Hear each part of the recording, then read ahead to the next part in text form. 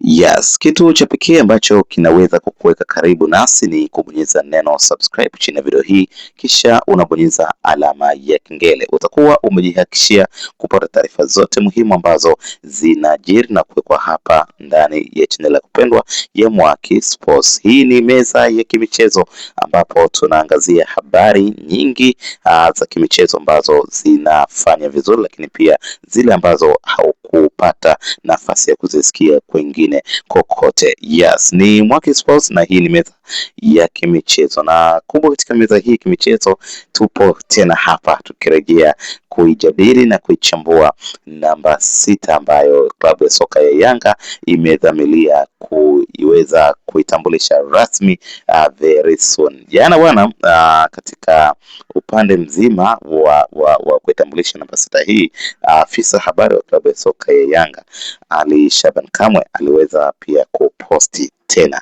kama ishara sasa ya kuweka mashabiki wa Yanga na wana michezo wote kuwa tayari kuipokea na kuitambua namba 6 hiyo ambayo inakwenda kutambulishwa na klabu hiyo. Sasa unaambiwa bwana, tetesi zimekuwa ni nyingi sana, lakini kama nilivyokueleza awali kwamba mambo yanazidi kunoga kwelikweli. Kuna tetesi inayomhusisha mmoja kati ya mchezaji ambaye ana jina kubwa sana, Gili Mugisha, ambaye anatajwa kuwa ndiye atakabidhiwa jezi nambari 6 kwa ajili ya kujiunga na kikosi cha klabu ya soka ya Yanga, lakini wengi wakisema kwamba hiyo si kweli. Mchezaji ambaye anakuja kukabidhiwa jezi nambari 6 ni mchezaji ambaye alitoka Yanga na kujiunga na kikosi cha Azam FC na sasa anarejea rasmi katika klabu ya Yanga, na huyu si mwingine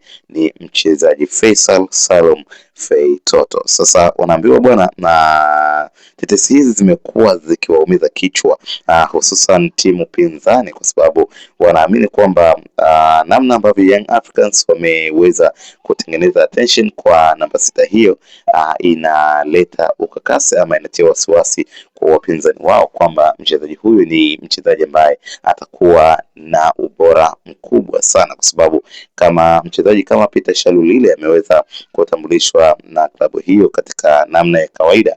Sasa je, huyu ambaye anachukua jezi namba 6 atakuwa na ubora gani? Kwa sababu attention yake imekuwa ni kubwa sana, na kwa mujibu wa Alikama wamesema kwamba mchezaji huyo ni mchezaji namba 2 sita ya pili kwa ubora barani Afrika, ukiachana na yule mchezaji ambaye amejiunga na klabu ya Valencia, I think so. Sasa huyu ndiye anayefuatia kwa Afrika. Kwa hiyo inaonyesha kwamba ni kwa namna gani mchezaji huyu ana ubora mkubwa sana, na ndio maana Young Africans wameweza kutarget kumtambulisha katika namna yake ya kipekee kweli kweli. Sasa hii imewafanya pia mashabiki wa timu pinzani kulaumu viongozi wao kwa nini na wao hawatambulishi wachezaji wakubwa maarufu kama water players, na badala yake wanakuja kutambulisha wachezaji ambao wengi ni wenye uwezo wa kawaida na wengi ni watu ambao hawana majina makubwa. Young Africans ukiangalia kiukweli msimu huu wametambulisha wachezaji ambao ni wakubwa, wana uzoefu, lakini pia ni wachezaji ambao wana ubora wa kipekee sana. So tunasubiri kuona namba 6 hii ni kweli Faisal Salum Feitoto ama ni Gili Mugisha ama ni mchezaji gani ambaye anakuja kutangazwa na klabu ya soka ya Yanga. Wewe unahisi ni mchezaji gani anakuja kutangazwa na klabu ya Yanga na kuvaa jezi nambari 6? Tuandike maoni yako kwenye comment section. Usisahau kubonyeza neno subscribe, kulike na kushare.